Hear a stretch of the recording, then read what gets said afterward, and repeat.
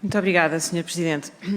Sr. Ministro, só para ficar claro, porque eu acabei por não o ter resolvido. Em relação ao regresso às aulas, o que o Sr. Ministro disse há pouco em resposta, pareceu-me ter percebido, foi que seria de facto presencial, até porque os cursos não estão acreditados para ensino à distância e não houve pedidos à A3E para essa conversão e, portanto, o regresso será presencial. É isto, pronto, porque como mais à frente foi falando na possibilidade do ensino misto, eu gostava só de separar as águas. Eu consigo compreender que o Sr. Ministro coloque a questão do ensino misto em cima da mesa nessa lógica de aproveitamento de uma oportunidade que aparece aqui de fazer alguma inovação pedagógica, algum complemento àquilo que é a oferta formativa e em alguns casos, nós também ouvimos o CSISP falar sobre isso, até para uma maior conjugação de conciliação de trabalho e estudos e de outro tipo de percursos, mas a minha questão era deixar que ficasse aqui claro hoje, porque acho que isso é relevante para quem nos está a seguir, que a decisão é no sentido do ensino, de um regresso ao ensino presencial. E, portanto, os senhores reitores terão que fazer essa leitura também do quadro legal que têm à sua disposição. Questão próxima desta, embora mais periférica, tem a ver com a mobilidade internacional e com os estudantes em Erasmus.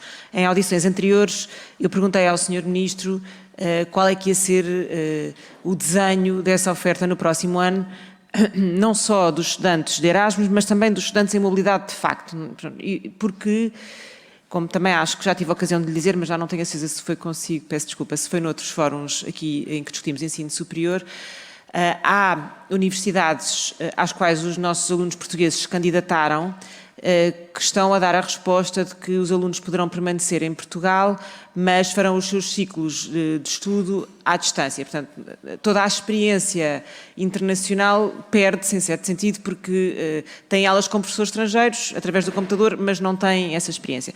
Portanto, eu gostava de saber se já existe um entendimento desenhado para Portugal, até no espaço da União Europeia, pelo menos, qual será a política neste sentido, porque isso é relevante para as escolhas dos alunos quando pensam não só nos planos formativos, mas, como digo, numa experiência internacional mais alargada. Depois gostava de lhe perguntar, a propósito desta plataforma que nos deu conta, até por e-mail, desta plataforma sobre alojamento estudantil, o Observatório, que já aqui foi falado, o Observatório do Alojamento Estudantil, que tem esta designação interessante, não é? Está alojada no operador a quem foi comprada a plataforma e, portanto, chama-se students.alfredo.pt, suponho que seja até um elogio ao estudante deslocado desconhecido, o Alfredo, pronto, mas a plataforma, eu percebi, fui ver ao portal base.gov, é uma plataforma que foi adquirida a uma empresa chamada Alfredo Real Estate, suponho que daí o nome, não é particularmente feliz, para a empresa sim, mas para a plataforma não será propriamente feliz, mas eu perguntava-lhe qual é exatamente o objetivo, porque eu tive a navegar na plataforma e tem de facto bastante informação sobre preços médios, mas não só não reflete, ou eu posso ter percebido mal, todo o universo de camas existentes, ou pelo menos o tipo, se são camas individuais, se estão em que tipos de quartos, e se daí se pode fazer algum tipo do passo seguinte, que é o passo relevante, que é algum tipo de compromisso para poder ter acesso a esse alojamento, portanto, para o passo mais do que a informação. Finalmente, como está a acabar, ainda tenho tempo, fui muito poupada, então ainda tenho mais perguntas.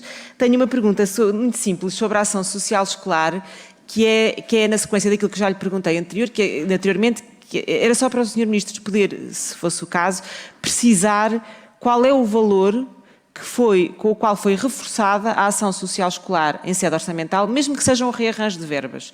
Mas qual é o valor no qual vai ser reforçada a ação social escolar para fazer face àquilo que parece que estamos todos de acordo, que é que vai ser necessário, pelo menos, garantir esse apoio a mais alunos no próximo ano letivo. Portanto, qual é o montante, simplesmente. Depois, para terminar, agora sim, gostava de lhe perguntar sobre dois outros assuntos que têm a ver com o lado dos docentes e com o lado dos investigadores. Porque também a nós, e eu sou bastante insuspeita no que diz respeito ao PREV-PAP, mas também a nós têm chegado várias notas de insuficiência de andamento do processo E eu, independentemente de concordar ou não com o processo do PREVPAP de origem, uma vez que ele está assumido, tem que ser concluído. E, de facto, o que nos é dito por alguns investigadores é que os seus processos deram entrada em 2017, concretamente na Universidade de Lisboa, que as suas homologações já ocorreram em setembro de 2019, portanto, estão há mais ou menos há 3 anos à espera de uma resposta. Vou terminar, Sr. Presidente, e que, portanto, até já existem os contratos de programa, diz o Sr. Reitor, mas não há a verba. Portanto, quando é que isto vai ser resolvido? Primeira questão. Última questão. Tem que ver com o que vamos discutir a seguir, com o SNESUP, que virá aqui por causa de uma petição, e com a prorrogação dos contratos de IC e DT. O Sr. Ministro, em tempos, deu uma entrevista, como sabe, gosto sempre das suas entrevistas, em que dizia que deu instruções à FCT para que todos os contratos, bolsas e projetos fossem prorrogados durante o período de incerteza. Qual é que é o fim do período de incerteza e quando é que estes projetos terminarão? Muito bem, Sra. Deputada, agradeço a compreensão também e passo a palavra ao Sr. Ministro Professor Manuel Leitor. Tenha a bondade. Muito obrigado, Sra. Presidente e Sra. Deputada. Desde já, começando com esta última questão, que é muito pragmática e tem que ter uma resposta muito clara, e porque ficou claramente assente também no regime legal em vigor. O período de prorrogação e de extensão é o período do estado de emergência, foram cerca dos 2 meses onde tivemos o estado de emergência, e isso está devidamente clarificado no quadro legal e no quadro da FCT. Voltando à ordem que colocou as perguntas, e muito bem, o regresso às aulas, como disse, é feito nos termos da acreditação. Nós temos 2 regimes legais de acreditação, aquele que chamamos presencial ou tradicional e o regime legal do ensino à distância, que é, efetivamente, para graus totalmente, 100% feitos à distância. E, por isso, não houve nenhum pedido que entrasse neste período para graus à distância. E por isso, consequentemente, todos os cursos terão necessariamente de funcionar nos termos para os quais foram acreditados, porque até as normas excepcionais durante o estado de emergência já foram, como não podiam deixar de ser, revogadas. Agora, temos que perceber que o atual regime legal e, portanto, o âmbito para o qual os cursos foram acreditados possibilita e estimula que sejam usados formas diversificadas de ensinar e aprender, estimulando a inovação pedagógica.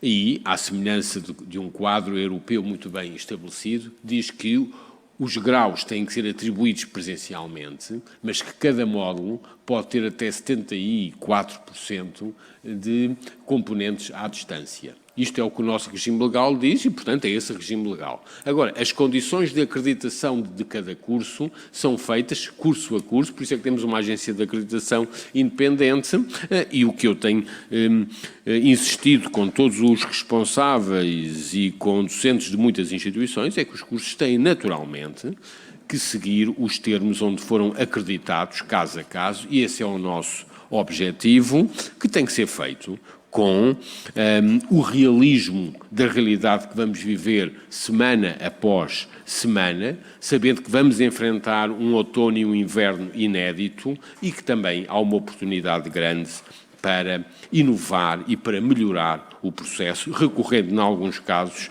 a essa margem que o regime legal dá, mas que também que estimula. Agora, os regimes são bem definidos no quadro da acreditação. O quadro da mobilidade que traz, já aqui trouxe essa preocupação, não tenho muito mais a dizer.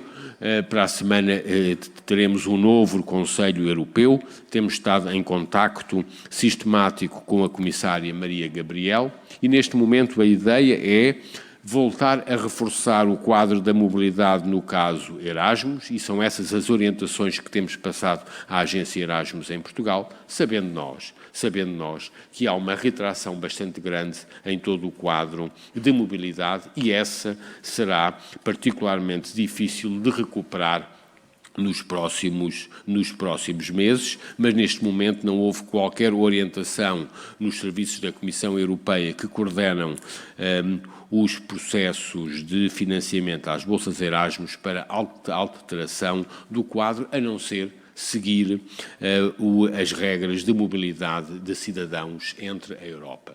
E, por isso, é esse que temos que fazer e é isso que temos que estimular, que recebemos estudantes europeus em Portugal e que, obviamente, os estudantes portugueses podem circular de uma forma livre no quadro europeu, como não podia deixar de dizer. Referiu, e muito bem, o Observatório do Alojamento Estudantil, que já tinha sido uma aposta até incluída no programa do Governo e que agora foi acelerada, feita com um grupo de uma pequena empresa de antigos estudantes universitários e que, para além do nome, selecionado também pelo Diretor-Geral do Ensino Superior, tem sobretudo a ver com um processo de proximidade com os estudantes e de disponibilizar informação, e aí é inédito, de forma aberta, para que se possa ter também um mecanismo de pressão sobre os preços dos quartos, mas também de disponibilização aos estudantes. A ideia não é ter apenas quartos, os limiares mínimo e máximo do preço dos quartos, é também ter a tipologia de quartos e o padrão dos custos. O que nós observamos durante os últimos 2 meses é que os custos máximos dos quartos, sobretudo em Lisboa e no Porto, mantêm-se, mas os custos mínimos diminuíram muito, como, por exemplo, em Lisboa, valores a diminuírem mais de 20%.